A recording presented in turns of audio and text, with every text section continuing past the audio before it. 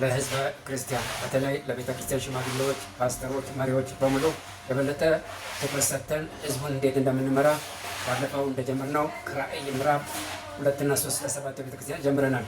ዛሬ የምናየው ደግሞ ስለ ሰርዴስ እና በኤፌሶን ስላለችው ቤተ ክርስቲያን እንመለከታለን። እስቲ በሰርዴስ ስላለችው ቤተ ክርስቲያን ከመጽሐፉ ላንብላችሁ፣ ተከተሉ። በሰርዴስ ላለው ቤተ ክርስቲያን መልአክ እንዲህ ብለህ ጻፍ። 7ቱ የእግዚአብሔር መናፍስትና 7ቱን ከዋክብት በእጁ የያዘው እንዲህ ይላል፣ ስራህን አውቃለሁ፣ በስምህ ሕያው ነህ፣ ነገር ግን ሞተሃል። ስለዚህ ንቃ፣ ሊሞት የተቃረበውንና የቀረበውን ነገር አጽና። ስራህ በአምላኬ ፊት ፍጹም ሆኖ አላገኘሁትም። እንግዲህ የተቀበልንና የሰማውን አስታውስ፣ ታዘዝ፣ ንስሐም ግባ። ባትነቃ እንደ ሌባ እመጣብሃለሁ፣ በየትኛውም ሰዓት እንደምመጣብህ አታውቅም። ነገር ግን ልብሳቸውን ያላሳደፉ ጥቂት ሰዎች በሰርዴስ ከአንተ ጋር አሉ። እነርሱም ነጭ ልብስ ለብሰው ከእኔ ጋር ይሄዳሉ።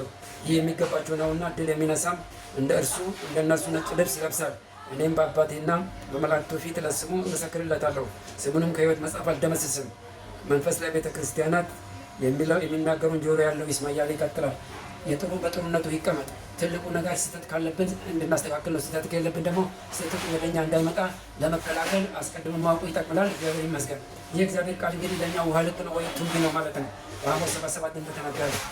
ስለዚህ በዚህ በእግዚአብሔር ቃል ራሳችን እናስተካክላለን፣ ቤተክርስቲያናችን እናስተካክላለን። እቺ በሰርዴስ ያለችው ልትሞት ነው። ኦልሞስት እንግሊዝኛው ዴት ይችላታል። ስለዚህ የእኛም ቤተክርስቲያን ያለችበት ሁኔታ ይጠን ቶሎ የመውጣት እድል አለን። ይህ ዓለም የምንኖርበት አጭር ጊዜ መሆኑን እናውቃለን። በአሁኑ ሰዓት እንግዲህ ስ በዜና እንደምንሰማው በዚህ አካባቢ የመሬት መንቀጥቀጥ በዚህ ጦርነት ነው። የመጨረሻው ጊዜ መዳረሱን ያመለክታል። ስለዚህ ቤተክርስቲያን ትልቁ ኃላፊነት ራሳችን ማስተካከል፣ ቀጥሎ ደግሞ ወንጌልን ወደ ዓለም ይዞ ሄዶ ሰዎች ከዘላለም ሞት ወደ ዘላለም ሕይወት እንዲመጡ ማድረግ ማለት ነው። እስቲ በዚሁ አይን እንግዲህ ወደ ኤፌሶን ሄደን ደግሞ አብረን እንመለከታለን። በኤፌሶን ወዳለው ቤተክርስቲያን መልአክ እንዲህ ብለህ ጻፍ። 7ቱን ከዋክብት በእጁ የያዘ በ7ቱም የወርቅ መቅረዞች መካከል የሚመላለሰው እንዲህ ይላል፣ ስራህን ጥረትህንና ትዕግስትን አውቃለሁ። ክፉዎችን ችላ ብለህ እንዳላለፍካቸው ሐዋርያት ሳይሆኑ ሐዋርያት ነን የሚሉትን መርምረህ ሐሰተኞች ሆነው እንዳገኛቸው አውቃለሁ። ደግሞ በትዕግስት መጽናትና ስለ ስሜ መከራ መቀበልህን አውቃለሁ። በዚህ ሁሉ አልታከትህም። ይሁን እንጂ የምነቅፍብህ ነገር አለ፣ ይኸውም የቀደመው ፍቅርን ትተሃል። እንግዲህ ከየት እንደወደቅህ አስብ፣ ንስሐ ግባ። ንስሐ ገብተህ ቀድሞ ታደርገው የነበረውን ነገር አድርግ። ንስሐ ካልገባ መጥቼ መቅረዝን ከቦታ ወስድብሃለሁ። ነገር ግን ይህ በጎ ነገር ስላለ እኔ የምጠላውን የኒቆላውያንን ስራ አንተም ጠልተሃል። መንፈስ ለቤተ ክርስቲያናት የሚናገረውን ጆሮ ያለው ይስማ።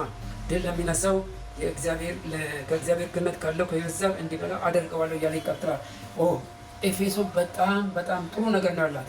ሐሰተኛ አስተማሪዎችን የምትጠላ ሐዋርያት ሳይሆኑ ሐዋርያት የሚሆኑ መርምራ ያስወገደች፣ ምንም ነገር በሁሉም ነገር ጠንቃቃ ነች። ነገር ግን ሞተር የሆነውን የክርስትና እምነት ሞተር የሆነው ፍቅሩን፣ ይህ ፍቅር ደግሞ ምን አይነት ፍቅር ነው? በዮሐንስ ወንጌል ምዕራፍ 15 ቁጥር 13 ላይ ነፍሱ ስለ ወዳጆቹ ከመስጠት የሚበልጥ ፍቅር፣ ከዚህ የሚበልጥ ፍቅር ለማንም የለውም። እሱ ፍቅር ነው። እንግዲህ የቤተ ክርስቲያን ፍቅር የክርስቶስ ፍቅር ነው። እሱ ችላ ብላለች ነበራት፣ ግን ችላ ብላ ትተው እንደመተው ያህል ነው። ስለዚህ የቀደመው ፍቅርን ትታትና ወደዛ ተመለስ ነው ያለው። ኤፌሶን እንግዲህ በጣም ጥሩ ነው። የወደራት ሞተሩ ነው። ወደ ሞተሩ ተመለሽ ነው። እግዚአብሔር ይመስገን። እኔና እናንተስ ቤተክርስቲያናችን በሁሉ በጥንቃቄ ውስጥ ያለው ሐሰተኞችን በመቆጣጠር እንዲህ የሚደረገው በሙሉ ግን ፍቅር ከሌለን እንግዲህ በአንደኛ ቆሮንቶስ ምዕራፍ 13 ላይ እንደሚንሿሿ ጽናጽል ሆኛለሁ፣ ፍቅር ከሌለ የተራበውን ባንበላ ሥጋዬን ለሞት አሳልፌ ብሰጥ እንዳለ ይቀጥላል። እናንተ አንቡ። ስለዚህ የቀደመው ፍቅርን ትተሻልና ነው። እኛም ቤተክርስቲያን ካለን የቀደመው ፍቅሩ ካለን የቀደመው ፍቅርን ከሚያስተው ነገር እንዳይመጣብን ነው።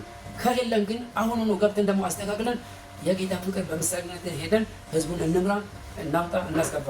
የዛሬውን እዚህ ላይ ጨርሳለሁ። ይህ መልዕክት ለሌሎች መዳረስ እንዲችል ኮፒ፣ ሊንክ፣ ሼር ማድረግ አይርሱ። መልካም ቆይታ።